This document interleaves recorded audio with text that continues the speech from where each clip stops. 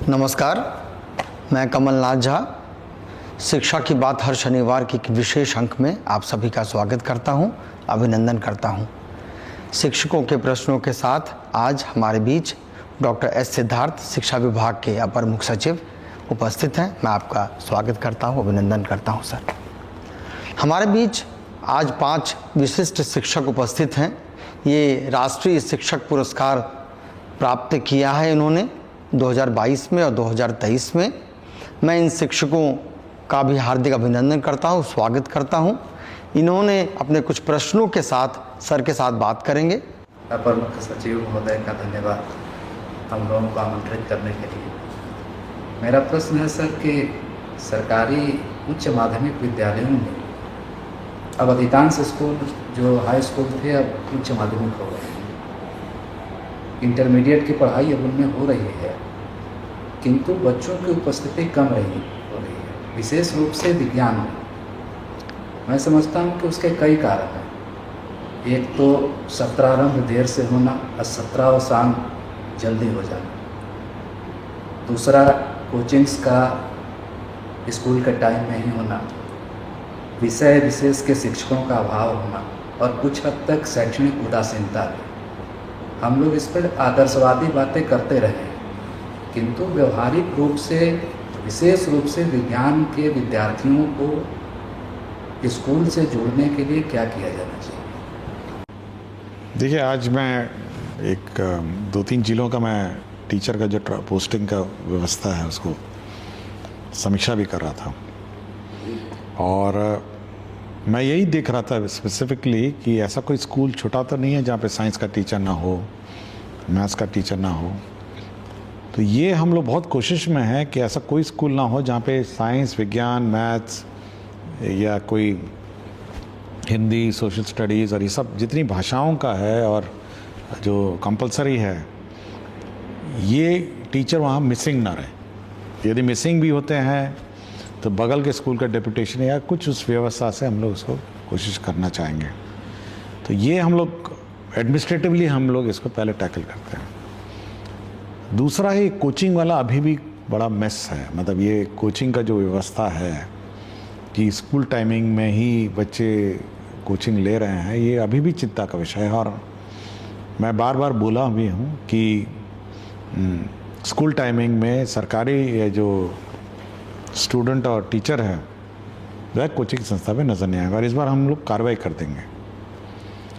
तीसरा है, हम लोग ने अब आफ्टर द वेकेशन हम लोग बायोमेट्रिक अटेंडेंस भी शुरू कर रहे हैं ऑफ स्टूडेंट्स। इसलिए स्टूडेंट्स को ये कंपल्शन भी रहेगा कि अब उनको बायोमेट्रिकली उनको रिकॉर्ड कर रहे हैं। ऐसा नहीं है कि वो केवल कागज़ में लिख दिया प्रेजेंट और 4 दिन बाद आया है सब में प्रेजेंट मार्क कर दी। तो ये बायोमेट्रिक अटेंडेंस भी स्टूडेंट की शुरू होने वाली है। हम लोग वो व्यवस्था पे काम कर रहे हैं। और एक तीसरा, जैसे मैंने बाकी आप सभी से सुना कि एक इनर मोटिवेशन भी टीचर का होता है जो इस पूरी व्यवस्था को ड्राइव करता है। देखिए, सरकारी व्यवस्था में हम क्या अपर मुख्य सचिव हैं, सरकारी जिसको कहते हैं सरकारी कर्मी ही हैं।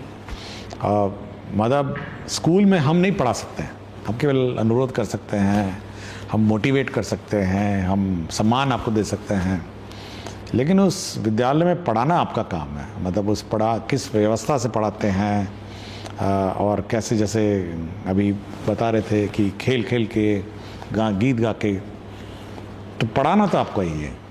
और ये आपके इनोवेशन और आपके लगन और आपके कर्मठता पे ये सब निर्भर है। इस पर मतलब मैं ज़्यादा कुछ मेरा कंट्रीब्यूशन नहीं हो सकता है। सर नमस्कार सर। मेरा सवाल है कि गुणवत्तापूर्ण शिक्षा तो लगातार बेहतर हो रही है, पर मेरा सवाल है कि क्या माध्यमिक स्तर पर सर कक्षा 9वीं 10वीं के बच्चों के लिए कैरियर गाइडेंस या स्किल शिक्षा के लिए भी विभाग क्या कुछ प्रयास कर रहा है ताकि ये बच्चे और बेहतर बन सकें? देखिए, इस बार हम लोग मंथली मैगजीन भी ला रहे हैं और इस पर कार्रवाई चल रही है कि एवरी मंथ स्कूल में मैगजीन भी जाए, स्कूल मैगजीन भी जाएगी, जिसमें 1 to 5 एक मैगजीन जाएगी, 6 to 8 एक मैगजीन जाएगी और 9 to 12 जो है तो तीसरी मैगजीन जाएगी। और इस मैगज़ीन में जो छोटे वाले हैं 1 to 5 में तो मोस्टली मैथमेटिक्स और रीडिंग है, जिसमें सभी आप जैसे टीचर से भी कंट्रीब्यूशन से वो बनेगा। जो 6 to 8 है और 9 to 12 है वो बेसिकली सब्जेक्ट और कैरियर ओरिएंटेड होगी। थोड़ा मैं धीरे धीरे, मतलब अचानक कैरियर तो नहीं बन सकता किसी का, तो धीरे धीरे उसको हम लोग पुश करेंगे कि साइंस में इंटरेस्ट है, मैथ्स में इंटरेस्ट है, रीडिंग में इंटरेस्ट है, हिस्ट्री में इंटरेस्ट है। तो इसलिए हम लोग सोच रहे हैं कि हम लोग जो कार्रवाई अब कर रहे हैं तो जो मंथली मैगज़ीन है वो लाइब्रेरी में होगी ऑब्वियसली, और हम लोग ये उम्मीद करते हैं कि सभी स्टूडेंट्स जब लाइब्रेरी में जाएंगे इस मैगज़ीन्स को पढ़ेंगे, इस पर चर्चा क्लास में होगी और हर महीने होगी, तो अपडेटेड होगा। तो हम लोग का तो यही है कि ये कैरियर गाइडेंस इसी माध्यम से थोड़ा गाइड करें, और उम्मीद करेंगे कि टीचर उस मैगज़ीन को पढ़ के फिर आगे उसको ट्रांसमिट करें स्टूडेंट्स को। बहुत बहुत शुक्रिया सर। द्विजेंद्र सर, आपके कोई सवाल हो तो। आज हम लोगों को इस लायक समझे आप कि हम लोग भी कुछ शिक्षा के क्षेत्र में काम कर सकते हैं, तो इसके लिए सर आपको बहुत बहुत धन्यवाद, कोटि कोटि प्रणाम कि इतना बड़ा सम्मान पदाधिकारी का स्तर से जब से पुरस्कार मिला है, राष्ट्रीय शिक्षक पुरस्कार, तब से राज्य स्तर से लेके और जिला स्तर तक नहीं मिला था। वो सम्मान और सबसे बड़ी पदाधिकारी हमारे सर्वा शिक्षा विभाग के पदाधिकारी के समक्ष हम अपनी बात को रख रहे हैं। ये खुशी भी है और गर्व तो हमको होना चाहिए ना कि इतने शिक्षाविद के बीच में मैं बैठा हूँ और निस्वार्थ भाव से जो बच्चों की पढ़ाई करवाते हैं, मतलब हम लोग तो ये इतने सारे गाइडलाइंस तो कभी दिए नहीं, और एक निस्वार्थ भाव से जो अपने स्व प्रेरित होकर बच्चों को जो ज्ञान देते हैं, मतलब इसके लिए तो मैं सभी का नमन करता हूँ। सर मेरा प्रश्न है, गुणवत्तापूर्ण शिक्षा में मेरा मानना है कि शिक्षक, छात्र और अभिभावक, ये तीन जो कड़ी है, इसका जुड़ाव जितना कस के होगा, फेविकॉल से हो या फेविक्विक से हो जुड़ाव, उतना ही शिक्षा में गुणात्मक सुधार होगा, बेहतर समाज का निर्माण होगा, और अन्य का हस्तक्षेप को थोड़ा कम किया जाए, और इन तीनों का जुड़ाव कितना ज़्यादा हो। अभी फेविकॉल लगा हुआ है, सोल्यूशन लगा हुआ है, उसको और जो साटने वाला चीज़ है, जोड़ने वाला चीज़ है, जो छूटे नहीं, ऐसा कोई व्यवस्था है तो। देखिए, मैं मतलब आपने अन्य बताया नहीं, अगर मुझे अन्य पता चल जाता तो मैं उस व्यवस्था को हटा ही देता। तो अब अन्य क्या है ये अब स्पष्ट नहीं मुझे किया, लेकिन हमारा मानना है कि 3-4 प्रकार के 4 स्टेक होल्डर हैं। एक तो शिक्षक हैं, एक स्टूडेंट है, एक अभिभावक है, और पंचायत के जनप्रतिनिधि हैं जो वहाँ पे गांव में घूमते हैं और गांव की व्यवस्था देखते हैं और ये खोजते हैं कि बच्चा कौन बाहर है अंदर है। तो ये सारी व्यवस्था मिलकर ही बनेगी। मतलब हमारा अपना मानना है कि जब तक समाज शिक्षा को अपना परम स्थान, जो वो सबसे इम्पोर्टेंट स्थान नहीं देगा, तब तक वो नहीं होगा। मतलब ये बिल्कुल नहीं है। अगर समाज सोचता है कि ऐसे ही है, स्कूल है, सरकारी कर्मी है, तब तो नहीं होगा ही। तो सभी को ये मतलब सोचना पड़ेगा कि जो शिक्षा का जो एक तो शिक्षा है सबसे इम्पोर्टेंट मतलब स्थान है, वो समाज को सोचना पड़ेगा। मुखिया जी हो, पंचायत समिति हो, या जो भी और जीविका भी हो, और फिर ये जो फेविकॉल जिसकी बात करें, तीनों जुड़े हुए हैं, ये होना चाहिए। हमारी कोशिश है कि जो सरकारी व्यवस्था है, जो आपका BEO है और जो बाकी सरकारी कर्मी हैं, वो आपको परेशान न करें। यदि उसी को अपने अन्य बोला है तो बात अलग है, तो मेरा अपना है कि ना ही आपको उसके पास जाना पड़े और ना ही उसको आपके पास आना पड़े। मेरी ये है एक सबसे आइडियल व्यवस्था है, ना आप उसके पास जाएं ना वो आपके पास आए। आप स्वतः प्रेरित रहें, आपने रिकॉर्ड कीपिंग है, जो भी ऑनलाइन अपना कंप्यूटर है उसमें डालिए कि भाई इतना अटेंडेंस आया, इतना ये हुआ। आपकी छुट्टी चाहिए तो ऑनलाइन डाला कि ऑनलाइन अपना अप्रूवल हो। तो मेरी तो अपनी कोशिश है कि ये जो अन्य जिसको आप कह रहे हैं ना, उसको जितना दूर रखा जाए आपसे और जितना ऑनलाइन उसको करा जाए उतना मैं कोशिश कर रहा हूँ। मेरा अपना ये ऑब्जेक्टिव है। और समाज के 4 जो भाग हैं, समाज का पंचायत है और पंचायत प्रतिनिधि और सब हैं, सब लोग हैं, और शिक्षक और टीचर और स्टूडेंट है, ये सब मिल के यही मेरा अपना है। मैं इसी पे काम करता हूँ। नमस्ते सर। और सबसे पहले तो सर इस पहल के लिए आपको हृदय से आभार कि आपने हम सभी को यहाँ एकत्रित किया और आप हमारी बातों को सुन रहे हैं, उसका निवारण भी निकाल रहे हैं। तो नहीं, आप तो और कष्ट लेकर आई हैं। आप तो दिल्ली से आई हैं। तो मेरे कार्यक्रम में आप दिल्ली से छुट्टी के दौरान बेटी छोड़ के आप आई हैं, तो इसके लिए तो मुझे आपको आभार प्रकट करना चाहिए। ये आपका प्यार और सानिध्य है जिसके कारण आपने खबर किया और हम लोग ये अवसर चूकना नहीं चाहें। तो सर मेरा यही प्रश्न है कि जैसा कि हम लोग जानते हैं, मेरा विषय अंग्रेजी है, तो पहला प्रश्न तो मैं उसी से करना चाहूँगी सर कि सरकारी विद्यालय में बच्चे अंग्रेजी सीखने और बोलने में बहुत ही संघर्ष का अनुभव करते हैं सर, क्योंकि ऑप्शनल सब्जेक्ट भी कहा जाता है इसको, और अंग्रेजी चूँकि विदेशी भाषा के रूप में है तो इससे थोड़ा डरते भी हैं सर। तो सर क्या मैंने अपने स्तर से तो इंग्लिश क्लब की स्थापना की है, लेकिन सर क्या सरकारी योजना में ऐसी कोई योजना है जैसे कि हम स्पोकन इंग्लिश क्लब या फिर लैंग्वेज लैब कहकर कुछ हम लोग स्थापित कर सके विद्यालय में? देखिए 1 to 5 तो टोटली मातृभाषा ओरिएंटेड है। उर्दू है तो उर्दू है, हिंदी है तो हिंदी है, तो वो बिल्कुल 1 to 5 तो हम लोग ने कॉम्प्रोमाइज़ नहीं किया। 6 से हम लोग इसको इंट्रोड्यूस करने की कोशिश में हैं। और जो मैगज़ीन की बात करते हैं इस बार जो हम लोग करेंगे, उसमें बहुत कुछ पन्ने अंग्रेज़ी के हैं, पर इंग्लिश स्टोरीज़ हैं, इंग्लिश ग्रामर है, इंग्लिश रीडिंग है। और धीरे धीरे उसको हम लोग, जैसे हम लोग भी मैगज़ीन पढ़ते थे बचपन में, तो कुछ हिंदी के पन्ने थे, कुछ इंग्लिश के पन्ने रहते थे। तो इस बार भी हम लोगों ने इंग्लिश के पन्ने डाले हैं और धीरे धीरे हम लोग चाहते हैं कि इनको उस ओर लेके जाएं कि धीरे धीरे ओरिएंट किए जाएं। और आपके 9th 10th 11th 12th के बुक्स बाइलिंगुअल लाइब्रेरी में होंगे, बाद एक तरफ इंग्लिश होगा एक तरफ हिंदी होगा। तो जो भी हम लोग नहीं चाहते कि सब बच्चे, जिस बच्चे को भी अंग्रेज़ी मीडियम में मतलब ओरिएंट करके आगे जाना है, कुछ लोग 10th के बाद अपना पॉलिटेक्निक करते हैं, ITI करते हैं, 12th के बाद अपना, तो जिसको भी इस स्ट्रीम में आगे जाना है तो वो एक तरफ इंग्लिश पढ़ सकता है और एक तरफ हिंदी पढ़ सकता है। सेम टेक्स्ट है, कन्वर्जन है। तो उससे क्या होगा कि बच्चा, बड़ी संख्या में किताबें, छोटी संख्या में नहीं है, हम लोग चाहते, हम लोग उसको बार बार रीप्रिंट करके, क्योंकि बहुत मोटी किताबें हैं, हम लोग चाहते हैं कि बच्चे इंग्लिश और हिंदी एक साथ पढ़ें और धीरे धीरे ये ट्रांजिशन होता रहे।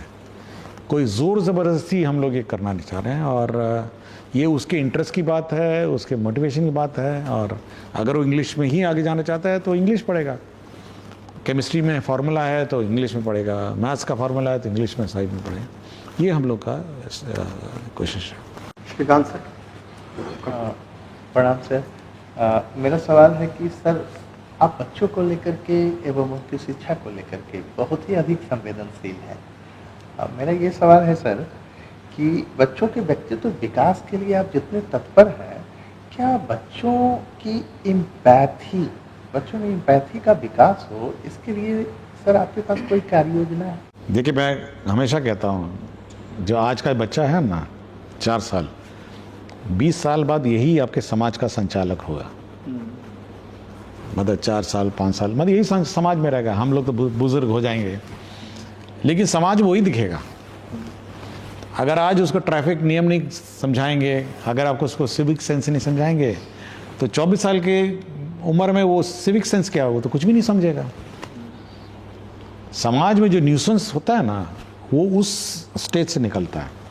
जैसे मैडम बता रही थी, किशनगंज में लड़की और लड़कों के बीच का जो कोऑर्डिनेशन है, अगर हम ये कोऑर्डिनेशन हम लोग बचपन से उनको नहीं सिखाएंगे तो भविष्य में बहुत समस्या खड़ा कर देगा।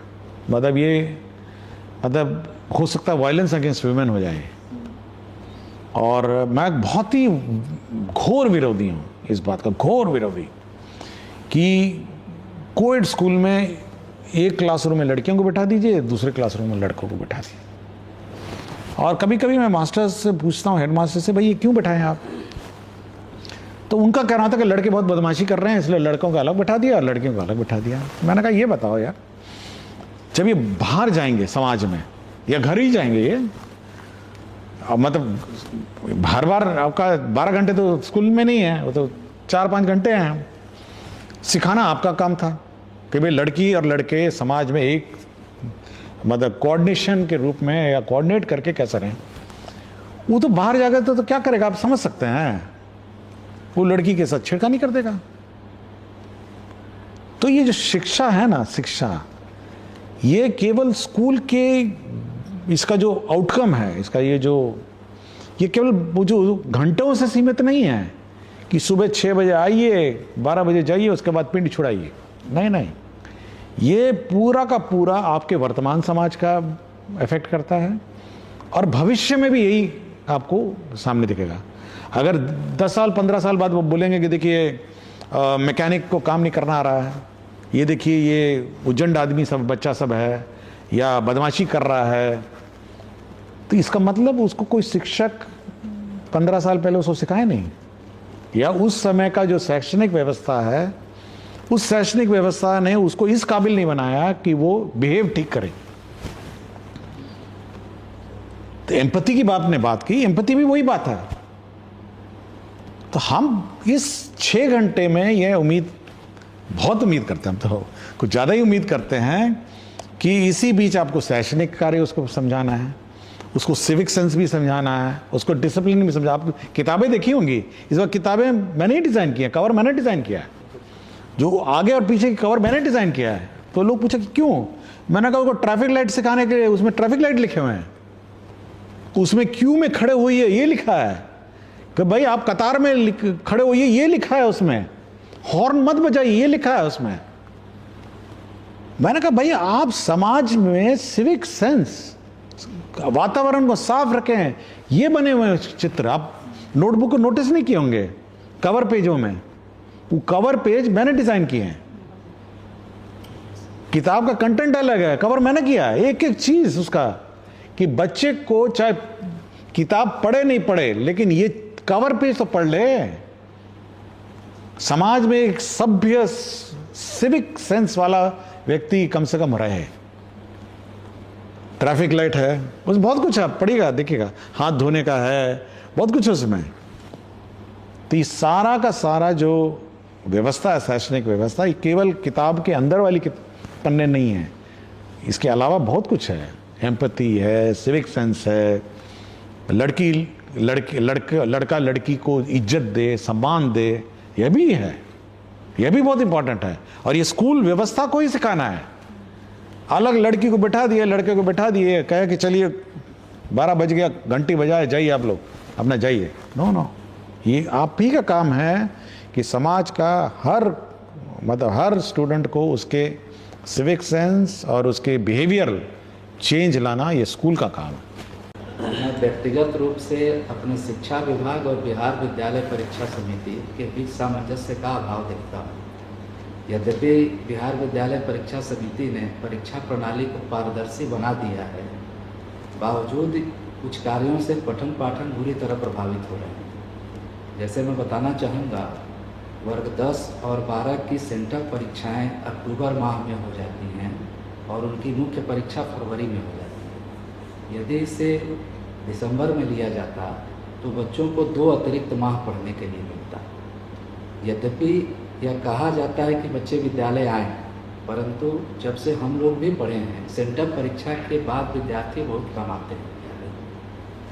दूसरी चीज़ है, रजिस्ट्रेशन 9th के और 11th के ऐसे समय में शुरू किए जाते हैं जब बिल्कुल पढ़ाई का पीक आवर होता है। यह हमारा समर वेकेशन के बाद जो खुलेगा अगस्त, आप सब विद्यालयों में शिक्षकों के माध्यम से ही यह कार्य कराए जाते हैं, नॉन टीचिंग स्टाफ बहुत कम है या तो नहीं है, तो एक पूरा का पूरा सिस्टम उसमें लग जाता है। इससे समय की भी बर्बादी होती है और हमारे पढ़ाई का महत्वपूर्ण समय खराब हो जाता है। वर्ग 11 के नामांकन की जो प्रक्रिया है यह बहुत विलम्ब से शुरू होती है और इसमें बहुत सारे स्थानीय बच्चे जो हैं या उसी विद्यालय के बच्चे दूर दराज के क्षेत्रों में चले जा रहे हैं। तो इसमें भी सुधार किया जा सकता है। जो बच्चे जिस स्कूल से पढ़े हैं वह उसी स्कूल में रह जाएं और जिनको जाना हो वहाँ से उनके लिए ही नामांकन की प्रक्रिया शुरू की जाए, तो इसमें सुधार की जा सकती है। देखिए, इसमें हम लोगों ने पहला वाला तो लास्ट जो प्रश्न है उसको हम लोगों ने गाइडलाइन इशू किया था, आपने उसको देखा नहीं होगा, लेकिन हमने ये कहा कि जो बच्चा 10th पास कर गया वो उसी स्कूल में 11th करेगा और जिसको बाहर जाना है वो अपना जाए। ये ऑलरेडी एक स्टैंडर्ड गाइडलाइंस हैं और ये हम लोगों ने कहा कि कोई अलग से एडमिशन की प्रक्रिया नहीं स्टार्ट करें, आप सीधा उसको उसी स्कूल में 11th में पढ़ाइए और जिसको बाहर जाना है उसका टीसी दे दीजिए। तो ये हम लोगों ने पहला तो काम किया। दूसरा, ये मेरी जानकारी में नहीं था, ये जो आपने कहा टाइमिंग का और डेट्स का, मैं धन्यवाद देता हूँ कि आपने ये सब जानकारी दिया। तो हम लोग अब एग्जामिनेशन बोर्ड के साथ बैठेंगे और एक कॉमन कैलेंडर हम लोग इशू करेंगे, शिक्षा विभाग और बोर्ड एक साथ इशू करेगा। आपने कहा है कि बड़ी जल्दी सेंटअप परीक्षा होता है, तो इसको ऑब्वियसली हम लोग इसको आगे पीछे करेंगे अब, और रजिस्ट्रेशन की प्रक्रिया भी ऐसी करेंगे ताकि ज़्यादा मेहनत ना लगे और मतलब और ऐसे समय हो जहाँ मतलब एक प्रक्रिया को भी सरल करने की कोशिश करेंगे। तो ये हम लोग कोशिश करेंगे, लेकिन कैलेंडर हम लोग जॉइंटली इशू करेंगे, पहले तो ये है। और 11th को हम लोग ने तो कह दिया कि भाई आप से परीक्षा बोर्ड को कि आप सीधा उसी स्कूल में आप 11th 12th तक पढ़ाई करेगा और अन्य किसी को जाना है टीसी कर दें। तो ये हम लोगों ने ऑलरेडी इशू कर दिया लास्ट में। व्यवहारिक नहीं है सर, अभी जो लिस्ट जारी हुए हैं उसमें से उस विद्यालय के बहुत सारे बच्चे बाहर चले गए। जैसे मेरे उन्होंने अप्लाई किया होगा, उन्होंने अप्लाई किया, फर्स्ट ऑप्शन में डाला हुआ है। अच्छा, ये हम देख लेते हैं, हो सकता है कि उन्होंने वो मेरिट मैं इसको चेक करता हूँ, मैं आई जस्ट चेक। एक प्रश्न और था सर कि हमारे यहाँ 2400 बच्चियाँ हैं और 28 सेक्शन हैं। मैं कई स्तरों पर इसकी बात कर चुका हूँ और हमारे यहाँ मात्र 21 शिक्षक हैं। यदि गार्जियन गवर्नमेंट के तहत अभिभावकों के सहयोग से 14 शिक्षक न रखे जाते तो शायद विद्यालय की हमारी यह अच्छी व्यवस्था नहीं होती। और बहुत सारे विषयों में शिक्षकों का अभाव है। कुछ ऐसे विषय में शिक्षक विभाग के द्वारा भेज दिए गए हैं जिसकी पढ़ाई हमारे यहाँ नहीं होती। फिर पीएम श्री के तहत 6 से 8 तक अभी 300 बच्चियाँ नामांकित हैं, 400, जिनमें 7 और 8 की एक भी किताब विद्यालय को नहीं मिली है। पिछले मन की बात से शिक्षा की बात में भी मैंने क्वेश्चन भेजा हुआ था और इसको कई बार मैंने आया है, बच्चे बिना किताब के कैसे पढ़ेंगे, जबकि अब किताबें विभाग से ही उन्हें मिलती हैं, बाजार में नहीं मिल पाती। ठीक, किताब का तो हम लोगों ने जो हम लोग का पाइपलाइन है हम लोग बीआरसी में देते हैं और रिक्विजिशन के आधार पे ये वहाँ पे उपलब्ध होता है। अब किस कारण से नहीं हुआ है ये मैं चेक करूँगा, ये आई चेक इट अप। और जहाँ तक जो असमंजसता मतलब इंटर स्कूल डिसबैलेंस है, तो हम लोगों ने एक अलग से एक जिला स्तर पर डीएम की अध्यक्षता में एक स्थापना समिति का गठन किया है और जहाँ जहाँ पर पीएम श्री, विशेषकर जो पीएम श्री है या सेंटर फॉर एक्सीलेंस, बहुत सारे स्कूल्स हैं, आइडियल स्कूल्स हैं, तो वहाँ पे हम लोगों ने लोकल पावर वेस्ट किया हुआ है जिसमें डीएम अध्यक्ष हैं कि आप ऐसे जहाँ जहाँ टीचर की कमी है वो आप वहाँ पे ट्रांसफ़र कर सकते हैं विद इन द डिस्ट्रिक्ट। हम लोग का है कि विद इन द डिस्ट्रिक्ट जिला स्थापना समिति करेगी और इंटर डिस्ट्रिक्ट हमारा डायरेक्टरेट करेगा। तो अभी तो सब ट्रांसफ़र में होंगे, तो जब आप स्कूल में जाएंगे तो जो स्कूल के टीचर्स और जो सब्जेक्ट्स के टीचर मिसिंग हैं तो जिला स्थापना समिति इसको कोऑर्डिनेट करके वापस अपने अपने जगह पे डालेंगे। और अगर आपको 14 टीचर्स चाहिए भी होंगे तो किसी स्कूल से आपको ट्रांसफ़र करके इसको पोस्ट कर देंगे। तो डिस्ट्रिक्ट स्थापना समिति जो डीएम की अध्यक्षता में है, जिसमें डीडीसी मेंबर हैं और डीईओ उसके मेंबर सेक्रेटरी हैं, तो ये नॉर्मलाइजेशन व्यवस्था विद इन द डिस्ट्रिक्ट करेंगे। मेरा एक विज्ञान शिक्षिका हूँ तो विज्ञान से ही जुड़ा हुआ सवाल है सर। विज्ञान में तो अभी बिहार में काफ़ी अच्छा बदलाव भी हुआ है सर, गतिविधि आधारित शिक्षण भी हो रहा है, बच्चे सीख भी रहे हैं। उसी में सर एक इंस्पायर अवार्ड मानक के अंतर्गत बच्चे अपने आइडिया भेजते हैं। तो सर बच्चों के आइडिया तो सेलेक्ट हो जाते हैं, पर उस आइडिया पे बेहतर प्रोटोटाइप बना पाए, तो क्या सरकार बेहतर प्रोटोटाइप बच्चों के बनवाने के लिए क्या कुछ प्रयास मतलब विभाग के द्वारा किया जा रहा है सर? उसमें क्या चाहिए आपको, मतलब आपको कोई फंड्स चाहिए या क्या? मेरा जो खुद का सोच, मैं कई स्तर पे इस पे मतलब जब जहाँ मुझे बुलाया गया तो उस पर चर्चा भी किया। मैं सर जैसे मेरा खुद का सुझाव है कि जैसे बच्चों के जब प्रोटोटाइप आइडिया सेलेक्ट हो जाते हैं तो हर ज़िले में सर कहीं ना कहीं पॉलीटेक्निक और इंजीनियरिंग कॉलेज तो हैं सर। तो अगर एक जैसे विभाग से इस तरह का लेटर निकले कि उनके जिस ज़िले से बच्चे हैं जिनके आइडिया सिलेक्टेड हैं, उस इंजीनियरिंग कॉलेज से उनके आइडिया के लिए संवर्धन हो जाए कि ये कैसे उस पर प्रोजेक्ट बना सकते हैं, प्रोटोटाइप बना सकते हैं, तो बच्चे बेहतर प्रोटोटाइप बनाएंगे सर। आपका आइडिया मैंने स्वीकार किया और मैं सभी को चिट्ठी भी लिखूंगा और जो भी इंस्पायर जो चाइल्ड हैं उस प्रोटोटाइप डेवलपमेंट के लिए पैसा भी अलग से रिएलोकेट कर। 10,000 रुपया हाँ देती है, ठीक है, उसी से। हाँ, आइडिया बनाने के लिए ही देती है। एक चीज़ और कहना था कि सर आइडिया भी जैसे बहुत बार मैं देखती हूँ बहुत सारे शिक्षक इस बीच कॉल भी करते हैं, जब अभी 15 से सर ओपन हो गया है आइडिया भेजने के लिए, तो बहुत बार शिक्षक भेज देते हैं जैसे जो TLM बनाते हैं बस वही लिख करके भेज देते हैं। तो अगर प्रखंड स्तर तक, स्टेट से होते हुए प्रखंड स्तर तक, जैसे प्रखंड पे भी कोई ना कोई तो टीचर विज्ञान में अच्छा होगा, कोई राजकीय स्तर पे अच्छा है, कोई राष्ट्रीय स्तर पे अच्छा है, इवन PBL के थ्रू सर भी बहुत सारे प्रखंड लेवल पे अच्छे टीचर हैं। तो शिक्षकों के आइडिया संवर्धन के लिए ब्लॉक लेवल पे भी जैसे इस तरह का एक शिक्षकों को के लिए आइडिया संवर्धन के लिए किया जाए, ताकि वो उन बच्चों से आइडिया भी अच्छे आएँ, ताकि बिहार आगे बढ़े। और टॉप 60 में बच्चे जो नहीं आ पाते हैं सर, तो आपके प्रयास से ये 2 कार्य अगर होगा तो प्रोटोटाइप भी बेहतर बनेंगे और आइडिया भी बेहतर आएंगे सर। आपका शुक्रिया कि आपने बच्चों को NCERT दे करके उसको कम्पिटिटिव बनाया। नहीं, हमारा ये है कि जो हमारे बच्चे हैं वो वही किताब पढ़े जो पूरे देश में सब पढ़ते हैं। ये भेदभाव नहीं होना चाहिए कि वो लेवल यहाँ पे हैं हमारी किताबें।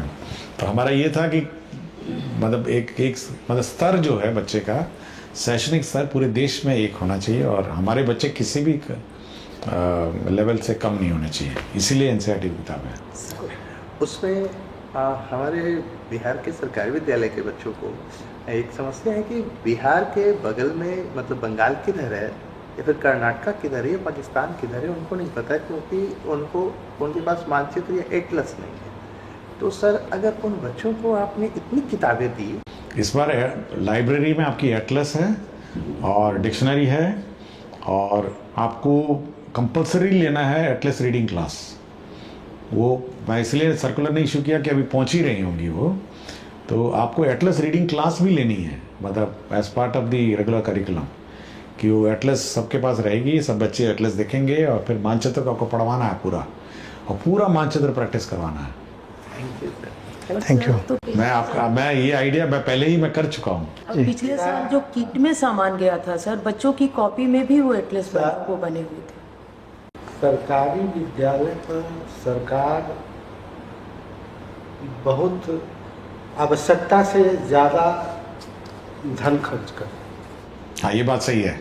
अगर हम पूरा बजट को बच्चों की संख्या से मतलब डिवाइड करें तो किसी भी हालत में सबसे अच्छे प्राइवेट स्कूल में जो फीस है उससे बहुत अधिक हम लोग खर्चा करते हैं सर, अधिक धन खर्च, क्योंकि हमारा सैलरी स्ट्रक्चर बहुत है, प्राइवेट स्कूल में कम देते हैं। हाँ, इसलिए जब सब कुछ टोटल कर दीजिए, स्कॉलरशिप, साइकिल, यूनिफॉर्म, सब कुछ जोड़ दीजिए और फिर बच्चों की संख्या से डिवाइड करिए, तो हमारा जो खर्चा है पर चाइल्ड वो प्राइवेट स्कूल से ज़्यादा है।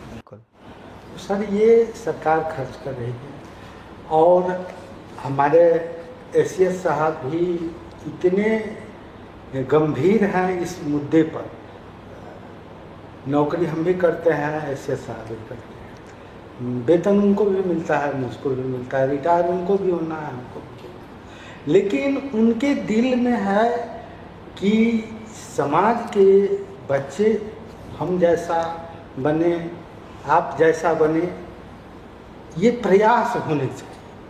और उसमें अकेला सब अपना सब कुछ दाव पर लगाए हुए हैं कि हमको इस चीज़ का पालन कराने, तो उसमें दिक्कत ये हो रही है कि सरकारी विद्यालय के प्रति इतनी भ्रांतियां फैला दी गई है अभिभावकों के बीच में कि पढ़ाई नहीं होती, वहाँ का व्यवस्था सही नहीं है।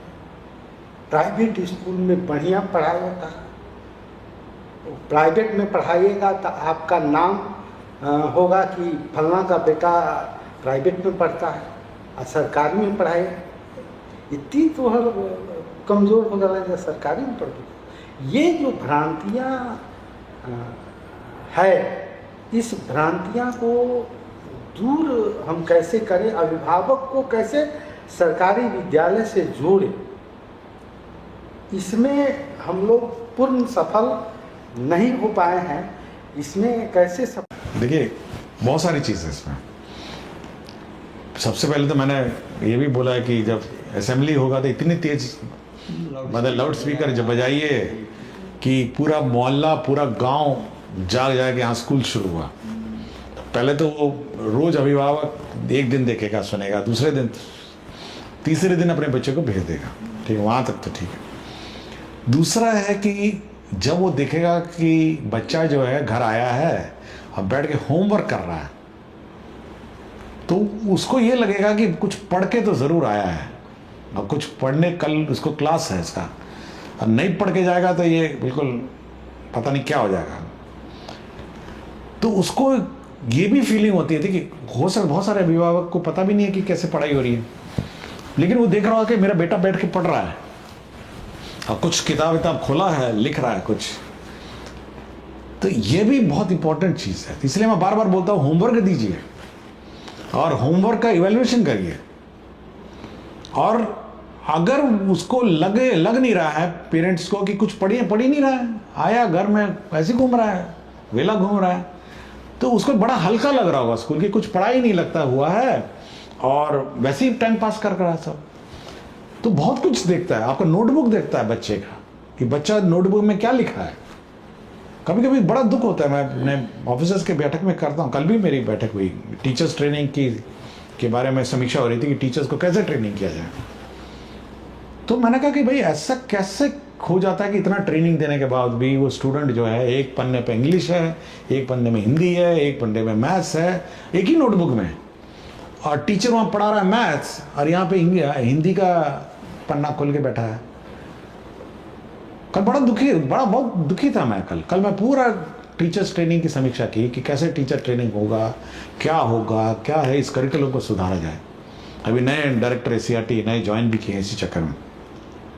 तो मेरा बहुत ही कंसर्न है कि अभिभावक बहुत कुछ चीज़ देखता है, उसको सरकारी गैर सरकारी प्राइवेट से कोई लेना देने, और ज़्यादा टाई वाई और बूट से भी उसको लेना देना है। जब वो देखेगा, देखिए यूपीएससी में बहुत सारे लोग हैं सरकारी स्कूल से ही आए हैं, बड़े नौकरी में सरकारी स्कूल से आए, सब प्राइवेट से थोड़ा ना आए, हाँ सब आए। लेकिन जब वो पेरेंट देखता है कि मेरा बच्चे का नोटबुक सब ठीक है, वो सब बहुत डिसिप्लिन में है, बिल्कुल जिल्द चढ़ाए हुए है, बैठ के लिख रहा है और प्रैक्टिस कर रहा है कि कल एग्ज़ाम है, तो कड़ाई तो आपको स्कूल में भी करनी पड़ेगी ना। यही स्कूल में उसको छोड़ दीजिएगा और कुछ भी वो करता रहे तो घर जाकर उसको बोलेगा ये तो टाइम पास करके आता है। कभी कभी तो मैंने बच्चे देखे हैं कि स्कूल आता है अपने सिस्टर का किताब ले आता है, कभी किसी का किताब ले आता है, ऐसे ही मतलब भर लिया कि कुछ किताबें ले जाते हैं, हाँ कुछ रैंडमली ले जाते हैं। मैं पूछा ये किसकी किताब है, तो बोला मेरी बड़ी बहन की किताब। मैंने कहा तुम क्यों लाया, बोला कि मैं भूल गया इसलिए मैं ले आया कुछ किताब। तो बहुत सारी चीज़ें हैं। अगर आप मतलब आपका आउटपुट क्या है अंततः, उसकी किताब उसकी शिक्षा यही है ना, यही उसका आउटपुट है आपका, वही मापदंड है। तो पेरेंट वो सब देखता है, घर में वो सब देखता है, बहुत ऑब्जर्व करता है कि स्कूल से वो क्या सीख के आया है। आपको नहीं लगता होगा, लेकिन सब देखता है और इसको ये पता है कि ये पढ़ रहा है या टाइम पास कर रहा है, ये भी पता है इसको। तो ये थोड़ा हम लोग को बहुत ही इंश्योर करना पड़ेगा कि बच्चा पढ़े, उसका होमवर्क हो, उसका क्लास वर्क हो। और इस बार की जो ट्रेनिंग व्यवस्था है उसमें हम लोगों ने बहुत स्ट्रिक्ट कर दिया है कि भाई हम लोग इवैल्यूएशन करेंगे कि वास्तव में वो टीचर जाके जो बोला है वो पढ़ाया या नहीं पढ़ाया। मतलब हम पढ़ा रहे हैं कि भाई कैसे पढ़ाना है और वो अपने मर्जी से अपना टाइम पास करा, नहीं हो सकता ना। तो ये थोड़ा हम लोग को कमी है। प्राइवेट स्कूल में तो अब क्या होता है टिप्पणी नहीं करूंगा, बट हम लोग की अपनी व्यवस्था सुधारनी चाहिए। सर, आपकी बातों को कनेक्ट करते हुए मैं बोलना चाहूँगी कि मैंने अपने विद्यालय में छात्र छात्राओं को नोट कॉपी बनवाया हुआ है इंग्लिश का, जिसमें क्लास में फर्स्ट सेशन स्टार्ट होते साथ मैं उन लोगों का इंग्लिश का नोट्स बनवाती हूँ और प्रॉपर उन लोगों का इंग्लिश कॉपी अलग रहता है जिसमें उन लोगों का सारा नोट्स पूरे वर्ष भर का एक में है। तो ये हम लोगों के द्वारा किया हुआ कार्य है, किसी विभाग से आदेश नहीं है, स्व इच्छा है सर। सर, जैसा कि हम लोग जानते हैं कि बिहार में प्रतिभाओं की कमी नहीं है। हमारे बिहार में बहुत प्रतिभाएं हैं और सरकारी स्कूल में जितनी सुविधाएं अब दी जा रही है ये बहुत बड़ी बात है सर, और इसमें आपकी बहुत बड़ी पहल है, इसके लिए आप धन्यवाद के पात्र हैं।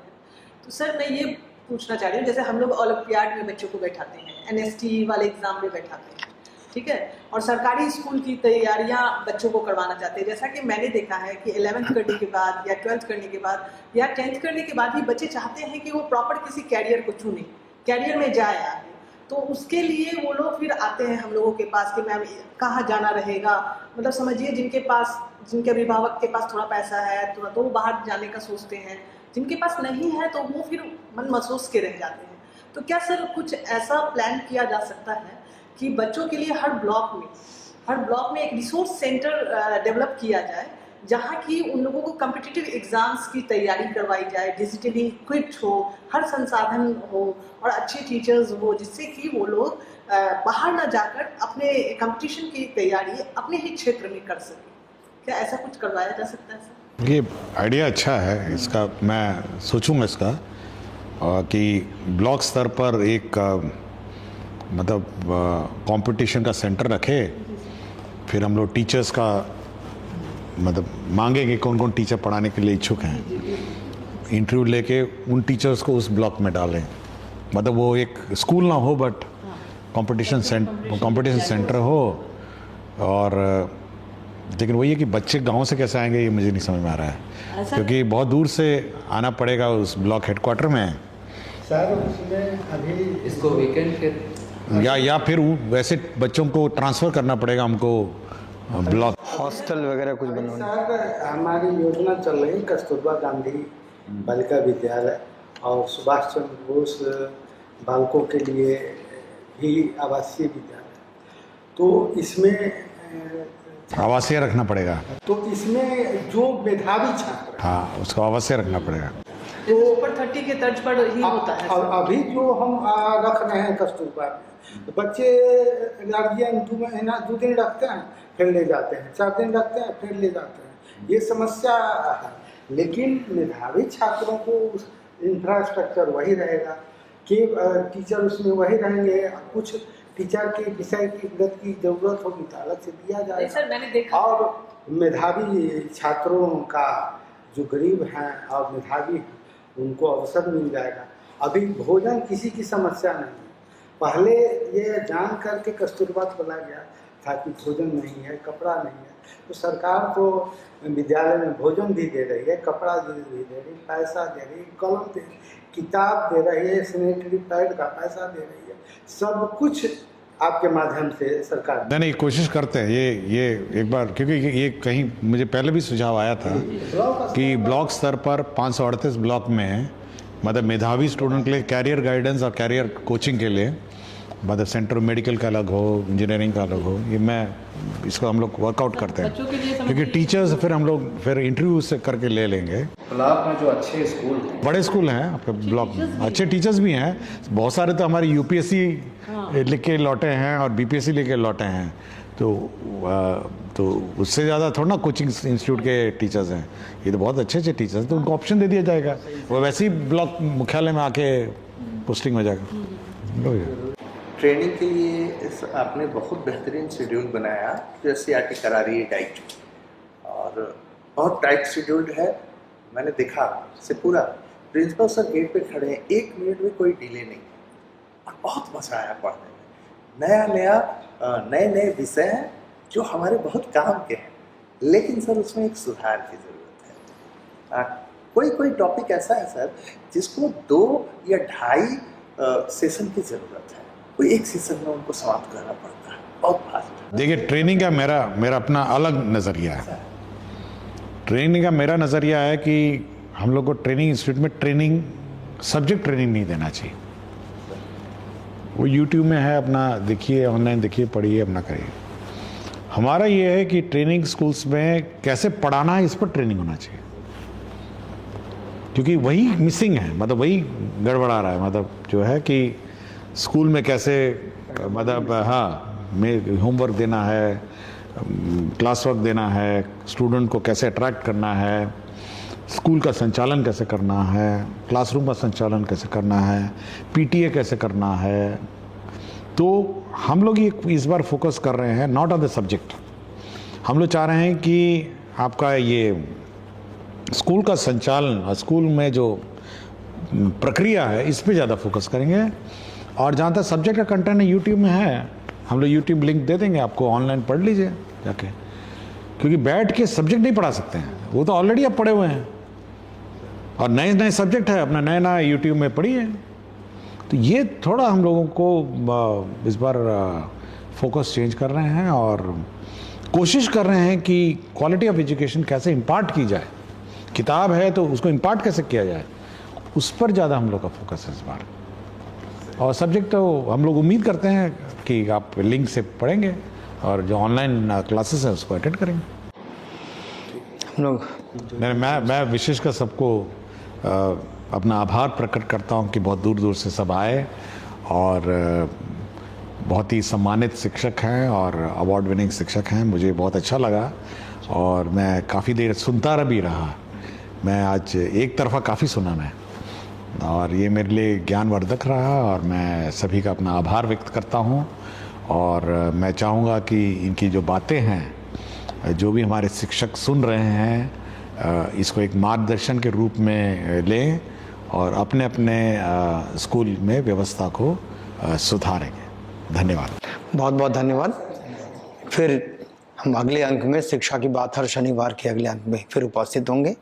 आपका धन्यवाद, बहुत बहुत धन्यवाद।